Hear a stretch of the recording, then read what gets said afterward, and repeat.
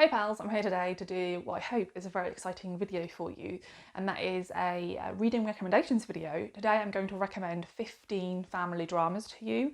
I realised as I was making this list that a lot of my favourite novels, all-time favourite reads, books I've given 5 stars to easily have been family dramas, and as I was putting this list together I realised that there's quite a few themes I really enjoy in novels that really sing in family dramas, and so I've sort of grouped these books by those themes and I'll talk about those as I go through. The first 3 books are all books set in more rural locations rather than urban and about people in some way trying to live off the land.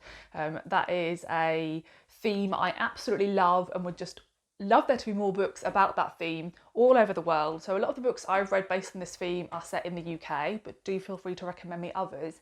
I did a video many years ago now talking about books that fit this theme, which I will link above. I don't think these 3 books were mentioned in that video because I've read them since then. The first one is The Wonderful Amy and Lan by Sadie Jones. This is set on a 78-acre farm in the southwest of England, and we are being told the story from the perspectives of 10-year-old Amy and Lan, and we follow their story over 5 years.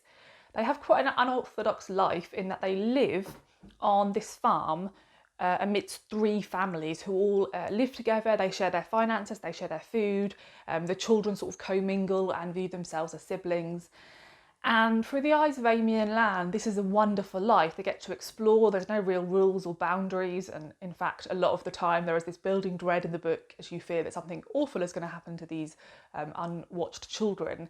But actually as an adult reader you can see that not everything is as it seems. There's lots of simmering tensions and unspoken desires between the adults that threaten this life that Amy and Lan adore. And I just love this one. If you like descriptions of nature, descriptions of people working the land and like eating food that's seasonal and things like that, then this is definitely one to give a go. It is excellent. The next one is a more recent release, and that is The House of Broken Bricks by Fiona Williams. This is set in a small Somerset village, and this is told from 4 different perspectives: the mother, the father, and their 2 twin boys. And you know that the family has been through a really difficult period, but you don't know precisely what happened, and you follow the family in the year following that period as they try to learn to cope and to communicate with one another. The family run a local fruit and veg box, and so that is the way they sort of earn their keep, and that's a real struggle throughout the novel. There's lots of different themes in this. One of the things I really love in particular about this novel is that the mother is of Jamaican heritage and she's from London, and a big part of the novel is the racism she endures as the only person of colour in her small village. One of the sons was born really light-skinned and appears white, and one of them was born more dark-skinned and appears black. And so there's lots of gossip around the village about what this means for the family. The writing in this one is absolutely sublime. One of the sun sections in particular is very beautifully written, very floral, very romantic. And there's lots of descriptions of the seasons, of the food the mother cooks, lots of slice of life. And yeah, this was just a delight to read, and I'm very happy to pick up whatever she brings out next. This next one is a tiny bit of an outlier from all these books because it is set in a sort of near future, and that is The High House by Jessie Greengrass. So this novel follows 4 characters who come together after an environmental collapse that people feared was coming, but it happened much swifter than they imagined. And you are introduced to them after this has all happened. They're living on a house called the High House, which is higher land. I'm pretty sure this is set in East Anglia, which is where I'm from. We have a lot of flat land, so if there was widespread flooding, much of East Anglia would go underwater. And we are following a half brother and sister who live in this house with a man they call Grandy and his granddaughter. So there's these sort of 2 families that have become one, and as the novel unfolds you find out how these characters come to be together. This book really brilliantly explores parental responsibility, selfishness in the face of environmental catastrophe, what it means ethically when you are surviving like much more than everybody else does. It explores grief. It is beautifully written. Again, this is about them living off the land, about them finding lots of sort of constructions that are man-made, that they can make with the things around them in order to better survive. It is beautifully written. This book absolutely broke my heart. I was in floods of tears when I finished this, and Johnny was concerned that there was something wrong with me.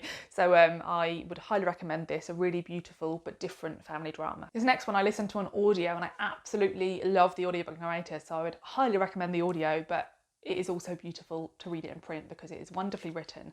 And that is Silver Sparrow by Tayari Jones. I love Tayari Jones' writing. I've read all of her novels, but this one is definitely my favourite. This is set in the 1980s in middle-class Atlanta, and we are following the daughters of a man who is a bigamist. He has 2 wives and 2 daughters. One of the families is his public family. They're the ones everybody knows about, and they do not know about the private family. And then the private family have to live in secret, and they do know about the public family. And the novel opens with one of the daughters, the private daughter, realising that she is curbed from doing a lot of things she wants to do in her town because she lives so close to her sister. And her father is preventing her from doing things like getting a summer job or going to a certain college she wants to go to because he's concerned she may run into her sister. And so this novel investigates what it would be like for 2 young women to live with this. But it really dives into how, particularly in the private family, the daughter holds her mother in contempt for this. She feels like it's her mother who's made this decision to be this secret family, and her mother who keeps letting this happen. And so a large part of the book is exploring how these 2 women came to be with this bigamist, and you find out their story. One of those stories is again quite heartbreaking. I love the way Tayari Jones writes. She is brilliant at describing, this is going to sound weird, the feel of things. So the feel of someone's skin, or the feel of a bit of fruit, or the texture of someone's clothes. And she's also really great at grounding you in familiarity with sense of a home and sense of people, and she sort of recalls this love and affection characters have for one another with like their signature scent and things like that. I think she's an excellent writer, and I loved this one as well. So as with Silver Sparrow and with a lot of the novels I'm now going to talk about, I realised a lot of my favourite family dramas are multiple point of view, which is something I absolutely adore. And I think in this next novel, it particularly shines in what I love about multiple point of view, in that you can hear about a moment from one character and feel that you hold a certain character at fault, to blame for the situation, and then you can hear it from the perspective of the other character who you hold at fault, and suddenly realise that your perspective on that moment has completely changed. And I think A Place for Us by Fatima Farheen Mirza does that absolutely brilliantly. In this, we follow a Muslim Indian American family in California, and the novel opens with one of the sisters getting married, and she has asked her brother to attend her wedding day, even though he's been estranged from the family for 3 years. And he does attend. And the rest of the novel, you split into 4 perspectives, and you get the perspective of the elder sister who's getting married, the brother who's been estranged, the mother, and the father. And you find out what's happening in the present on that wedding day, and then also what's happened in the past to get them there. And what I really like about this is each character reminisces in kind of a different order. And so the story is sort of slowly constructed with these patchworks, and that's something else I really enjoy. I really like novels when time isn't linear, when maybe one character is living in a certain time period of the novel and another is living at a different point. I think that can work really well. And I think, like I said, there's a particular scene in this novel where you have really resented the father for something you view him as having done, and then you finally hear his perspective, and it is really difficult to bear. And I really enjoyed this. My only slight criticism of this one, which I've heard other people say, is that the middle sister doesn't get a perspective. And that just kind of feels a bit odd. Like, I feel like she should have had a perspective. It doesn't really make sense that she doesn't. But I did love this one, and will definitely read whatever this author brings out in the future. And the next book is The Strangers by Catherine Vermette. This is the second book in, I guess, a loosely linked trilogy. The author says you can read these in any order and you would just sort of pick up different things, but you follow a sort of two linked families throughout the two novels, but this one in particular focuses on one of those families. This is set in contemporary Winnipeg, and we follow a Métis family. We follow a mother and her two daughters, and they are all separated from one another. So the mother is homeless and sofa surfing. She's an addict, and she keeps trying to recover. Both of her daughters have been taken out of her care many years before, and she keeps trying to get them back, and unfortunately failing at that.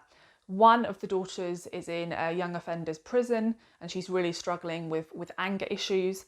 And then the younger sibling has recently been put back in touch with her biological father after being in foster care for years, and is trying to sort of build a better life for herself while still really longing for and loving her mother and sister.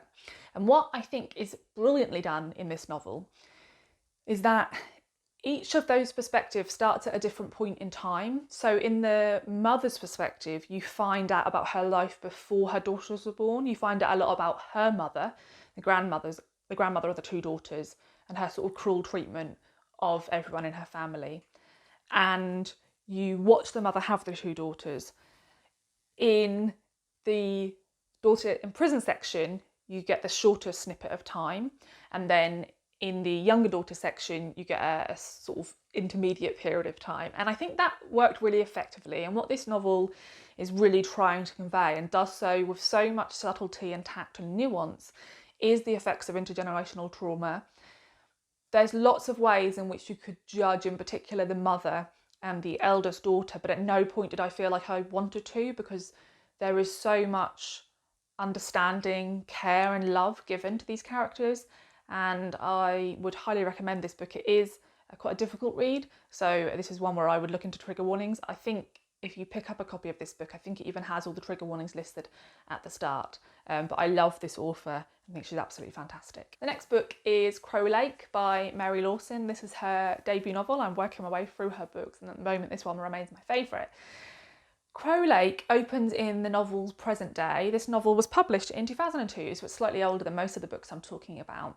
And we are following an adult Kate as she returns to her home in rural Northern Ontario.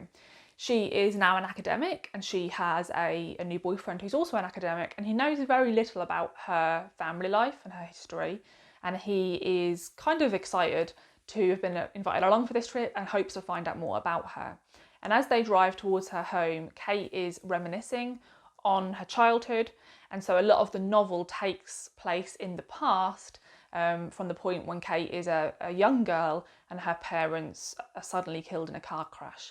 And she has two older brothers, and it is about the decisions they make, the decisions the community around them makes, that result in Kate becoming the person she is. And I don't want to spoil anything, but this book really examines what people are willing to give up for one another. It examines ambition and drive, and whether somebody can be seen as less of a person if they have skills or creativity but don't use them in their life. This book is a really great look at what poor communication can do to a family, and I really love this. I don't think Mary Lawson is doing anything wild or new with her writing style, but what she does to perfection. This type of kind of old-fashioned feeling novel that moves through these family dramas in this really carefully observed way, and I think she writes amazingly, and I really enjoyed this novel. Another novel that has one of the characters sort of looking back on her family's past, and in this we also get to hear about her father's past, is the Sleepwalkers Guide to Dancing by Mira Jacob. I absolutely loved this novel. So this book opens in 90s Seattle, and our protagonist Amina is called back to her family's home in New Mexico because her father, who is a very high profile doctor, seems to be ill. He seems to be having memory problems, but he won't really admit to them. So she goes home to spend some time there with her mother and her father. And part of her father's illness is that he is talking to members of their family who are deceased, who have been dead for many years, one of them being Amina's brother. There's an awful lot of unsaid things within this novel. And as we follow this family, a lot of those unsaid things are examined. We go all the way back to Amina's childhood when the family go on a visit to India to stay with their grandparents. And we find out about lots of things that happened that irreversibly sort of sealed the fate for this family. This is really brilliantly written. It has moments of humour and lightness paired with a real depth and nuance. And I also found this one heartbreaking. There are many scenes that take place in the garden, and I can really picture this family's home, this family's garden. I could really, when someone was described as being in the kitchen, there's lots of descriptions of the mother cooking, I could really picture her moving around the kitchen and preparing this food. I could really see everything. And this book tackles a lot of themes. I won't touch on all of them here, but I think it examines them all really brilliantly. And for quite a long book, I sped through this both times I read it because I found it super readable and compelling. So I think we finished with me talking about books that are sort of multiple perspective, multiple timelines. And the rest of the books have more of a straightforward narrative. These two that I'm going to mention are sort of loosely linked because they both touch on the NHS, which is the UK's National Health Service. And the first one is The Tithe Zone by Sarah Moss. Now, I've read all of Sarah Moss's books. She's one of my favourite authors, and there are quite a few of her novels which are excellent family dramas that I could have selected here. But I think this one is the strongest family drama and is examining the ties between family members the most. This book is set in the present day, and it opens when a 15-year-old girl goes to school and collapses on the school playing field. For no reason, she loses consciousness, her heartbeat stops, and they manage to revive her. And when the hospital look into what's happened, they cannot find out a reason for this. There is no reason that they can find medically for why this has happened. This novel is told from the perspective of the father, who is a stay-at-home father. His wife is a doctor, and he sort of stays at home and runs the household for their teenage daughter and their younger daughter. But he's also an academic, and he's researching Coventry Cathedral, and there are excerpts of his research throughout the book. There's also some sections where he talks about his father and his relationship with his father. And this book is kind of an unwieldy book to describe because there's quite a lot going on in it. But what Sarah Moss does, I think, in all of her writing is she really brilliantly examines families that are involved in the arts and academia. She looks at quite middle-class families, but something she does in this novel and in Night Waking is she looks at gender stereotypes. In Night Waking, we have the traditional gender stereotype that we expect of the mother being the one who does all the household work. She bears the weight and responsibility for that. And in this novel, that is inverse, and it is what we don't expect. And we're seeing the man carrying all these roles and what it's like for him, people's perception of their family, what they think of him and his wife because of them living like this. And in large part, this book is about what it is like to live with such fear, such terror about the frailty of life, and how as parents you feel like you should always be able to protect your child, but how it is physically impossible to protect your child from something unknown and that could happen again at any moment, and how difficult it is for them to let their daughter out of their sight after this has happened. And so it's sort of about the father trying to work through all this. This is a really interesting, beautifully written novel. I love the way Sarah Moss forms her sentences. I'd recommend any of her books, but this is one of my particular favourites. So the next one that deals with the NHS, I thought I'd just put these two side by side, is Love Marriage by Monica Ali. It's just quite a chunky book. I think I read this across 2 evenings and I found it super readable. I haven't read any other Monica Ali books, but I think I'd got in my head that her books were like going to be quite difficult to read, and that is not the case. She's one of those writers who's incredibly smart, she's very astute, she writes about fascinating characters, but this book was so readable. I couldn't stop turning the pages. At points it felt like this is sounding like I'm slating it, and I'm not. It almost felt like a TV drama in how compelled I was to continue, and sort of gossipy, and oh, that character's really pissing me off, oh, tell her that. But it was done so brilliantly. I was so engaged and I really loved this. So this follows two families.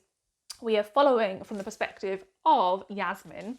She is a doctor training in the NHS, and she is from a Muslim family, and she is marrying a young white man called Joe. And we are following her sort of planning this love marriage and her introducing her family to her partner's family. He was raised in a very upper class white family by a single mother who views herself as super liberal, but a lot of the stuff she says throughout the book is really cringe. And this book has lots of different sort of storylines going on to do with the characters. There's this sort of side storyline about these two mothers who are at complete opposite ends of the spectrum becoming really good friends, and this sort of future mother-in-law getting to know Yasmin's mother more than Yasmin knows her mother herself. But at its core, this book is about the fact that Yasmin is sort of floundering, isn't really sure she wants to marry Joe, doesn't really know what she's doing, feels like she's on this roller coaster that she can't stop, but she keeps telling herself that this is the right thing to do because she wants to have a love marriage like her parents did, because they have always told her that their marriage was one of love and wasn't a marriage that was sort of executed by their parents. And as the novel goes on, you and Yasmin realise that actually she knows nothing about her parents' love marriage, and the story of that unfolds. And yeah, this was, like I said, super compelling. I raced through it. I'd reread all these books, but this was just such a riot. And I, in particular, loved all the scenes in the hospital. There's a lot of scenes in this where Yasmin is working on the wards. You really hear about the inadequacies of the NHS, the stupid bureaucracies, and how difficult it is for doctors, particularly doctors in training, to manage. And I thought that was all handled really brilliantly, and I would really recommend this one. Now, the next two are sadly both, I think, underrated and underread. I loved both of these, and I was really surprised by the ratings I saw on Storygraph and Goodreads for these books. Barely heard anyone talk about them. I think that if you enjoy one, you're likely to enjoy the other. I also think that if you enjoy books like The Tithe Zone by Sarah Moss, then you're likely to enjoy the work of both of these authors. I just found these books super slow and slice of life. I mean, this is another sort of type of book I love, where we hear about like the minutiae of family life, and we hear about a lot of moments indoors. We hear about a lot of discussions to do with how the household is managed, what are we having for dinner, all these type of things. I'm super kind of nosy, and I love knowing about people's like just day-to-day living, and both of these books really scratch that itch. The first one I don't have a copy of. I need to get myself my own copy, and that is Everyone is Still Alive by Kathy Rensenbrink. The premise of this is that we follow a woman called Juliet, whose mother has just died, and they had a very close relationship. And her mother has left Juliet her house, which is sort of in a cul-de-sac called Magnolia Close. And it is a beautiful house, and Juliet and her husband and young son move into it. And it is about Juliet trying to manage her grief. But whilst this is happening, her husband, who is also a stay-at-home husband, is a writer, but he doesn't really write because he never knows what to write. And you feel like there's quite a lot of resentment from him towards Juliet. He resents that she's the breadwinner, that she's really successful. He resents how this makes him appear to others in the community. And so he gets a bit of a thrill out of the fact that a lot of the mothers who do the school run and bump into him sort of invite him into their community. And he starts to hear about lots of the local gossip, and he starts to use all this local gossip to fashion a novel. And Juliet is concerned that this could make the whole community crumble around them and everyone will hate them. So you're sort of following that they're just daily struggles. It feels like Juliet has to do everything in a household. She has to do all the cooking and cleaning and admin, as well as go out and work a more than full-time job. And so there's lots of sort of building resentments, miscommunications. I love the descriptions of their young son's interactions with both of them. And I just really enjoyed this one. It's a very quiet, very slow novel. There isn't a ton that happens. but I just felt a lot of contentment and joy whilst reading it. And in a similar fashion, I felt a lot of contentment and joy when reading When the Lights Go Out by Cara Spray. Now again, Cara Spray is an excellent author. She has 3 novels and 1 short story collection. All 3 of her novels are family dramas, but this one has not been given enough love, so I thought I would talk about this one, which is her most recent book. This is, I guess, a tiny little bit like The High House. It feels a lot more close to our present day in that waters have risen and there is a sort of panic that these floodwaters may not go down. We are following a family who live quite close to a river, and so their garden has been completely submerged by the water. The husband quickly becomes an eco-zealot. He leaves his job and he starts going to the streets of the local town with big billboards and sort of preaching at everybody to change their ways. He also becomes increasingly regimented at home and is trying to make everybody make all these changes to try and, you know, prevent environmental catastrophe and global warming getting worse.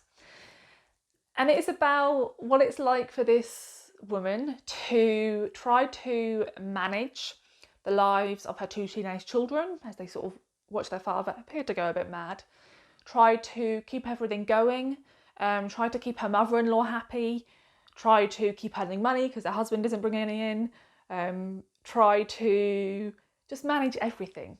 And it is about, I think this book really brilliantly questions how, in the face of sort of environmental catastrophe, some people will do things, and a lot of us do things like we don't use plastic bags anymore, we use energy efficient light bulbs, and how really that isn't enough, but doing what is actually enough would kind of be seen as madness, and how actually doing that when you have a family can be seen as quite kind of selfish. And at its heart, this is a family drama examining familial ties, responsibility, connection, and people being sort of unanchored from one another and failing to communicate. And this is set around Christmas, so I would recommend reading it at that time of year. And again, I just really enjoy this. And again, with her writing and with the previous novel as well, I could completely picture, there's scenes that I can just completely see in my mind, and yeah, would love to see them both made into like a 2-piece Sunday evening drama or something, because I really enjoyed them, and would definitely recommend this one. This next one, I don't quite know why it's at this point in the video, because it would definitely fit in the category of multiple point of view, multiple timelines. That is The Arsonist City by Hala Alian. I absolutely loved this book and I was quite surprised by it. I had a couple of people recommend it to me and I thought I'll give it a go, but I didn't have any big expectations for it. I just adored it. I had such a blast with these characters. So this may be a bit difficult to explain because, like I said, multiple characters, multiple locations, multiple timelines. So we're following this family. We have the 2 parents, one of whom is Syrian and one is Lebanese. Their children, 2 of them, the eldest daughter and the son, who is the youngest, live in different parts of the US, and the other daughter lives in Beirut. So when the novel opens, they hear that the patriarch of the family, their father's father, has passed away in Beirut, and they want to go back there to sort of hold like a ceremony to celebrate his life. But they also find out quite quickly that the father wants to sell this family home, and the rest of the family are in uproar about it. In particular, the wife, even though she has always hated going back to Beirut to visit. And so you get multiple perspectives. You spend time with each of the characters. So there's 5 perspectives, and the mother's sections are in the beginning in the past. So you learn about her as a young woman before she ever met their husband.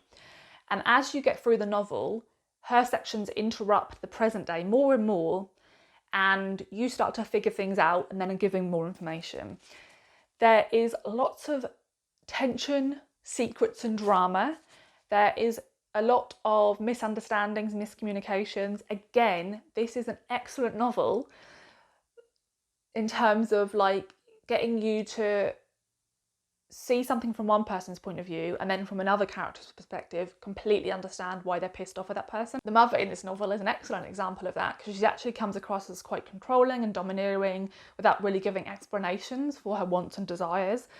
But from her perspective, you completely understand where she's coming from, and as you hear more and more stories unfold from the past, you understand why she is the way she is. I also love that each of the siblings has their own sort of personal story, but this novel at no points feels that too much is happening. It's all tied together really sinuously, and I loved all the interactions. There's lots of dialogue in this, lots of phone calls of someone trying to convince someone to do something else. And yeah, I just adored spending time with this family and will 100% reread this book. Then we have All the Little Bird Hearts by Victoria Lloyd Barlow. This is quite different to a lot of the books I've spoken about, in that this is about a much smaller family. So we follow a woman called Sunday who is raising her 16-year-old daughter Dolly alone. And the author never specifies, but you understand that Sunday is not neurotypical. She lives in quite a regimented way. She doesn't ever really do anything new or different. And certain days of the week she'll, for example, only want to eat food that's white. And so she has this very carefully constructed life around her where she feels safe and content. And then the house next door, two lodgers move in, two upper middle class lodgers, kind of middle-aged people who are incredibly posh and well-spoken and very eccentric. And Sunday falls in love with them. She kind of falls in love with the way they seem to just accept her for who she is when a lot of people don't. She loves them for the way, because they're sort of upper middle class, they have a lot of kind of weird traditions that when you actually examine them are kind of ridiculous, that sort of help with Sunday's feeling of wanting a lot of rules. So you watch as Sunday and Dolly welcome this couple to their family, but you get the sense right from the start that there is something perhaps sinister about these new neighbours, and that their motivations are perhaps not as true and kind as Sunday thinks they are. And you sort of follow from there. Again, this is very slice of life, lots of details about time spent in the kitchen. I listened to this one on audio, again, beautifully narrated. Sunday has a real interest in the way people speak, in accents and in turns of phrase, and I find those sorts of things really interesting. So I really enjoyed reading this one and hearing lots of those things be highlighted. And this was just a delight. Like, I felt like I could have happily spent loads more time in Sunday's world. I just love this one, and I think this was a really different look at family connections. Yeah, I don't want to spoil anything about where this one goes, but this one feels quite different in the way it ends to a lot of the other books I have highlighted. And then another really underhyped book by an author that I think is becoming increasingly popular, so I would like to see more people go and read her backlist. I'm working my way through it myself. And that is Li King. This is Father of the Rain. I have a real soft spot for this novel because this is about a young woman called Daly who has a very complex relationship with her father.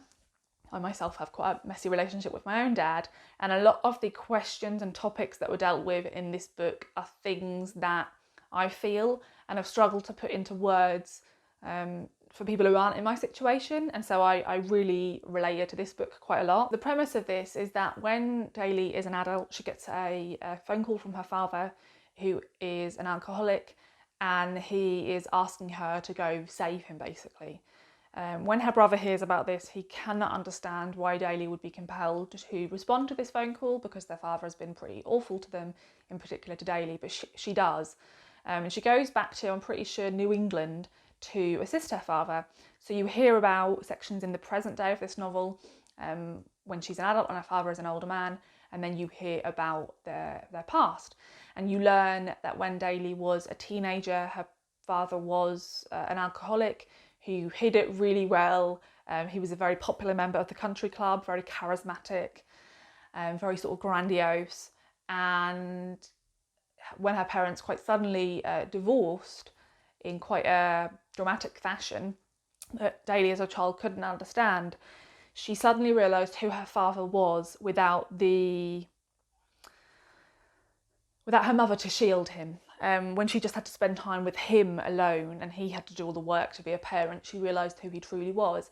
And this book examines the parent-child relationship when it's flipped, when a child feels guilt and responsibility for their parents' happiness, and how even though Daly knows her father has done all these awful things and she doesn't owe him anything, there's this tie she has where she feels like she does owe him everything. And this book is about her battling with that. In the present day, her knowing that she wants to leave, every part of her body is screaming at her to leave. At her core, she feels that she must stay. And everybody around her is screaming at her and cannot understand that. But I, as a reader, can completely understand that and really heavily related to it. Again, I think Lily King is a brilliant writer. I've read quite a few of her books now, really enjoyed them. I think she is incredibly good at describing the minutiae of human interaction.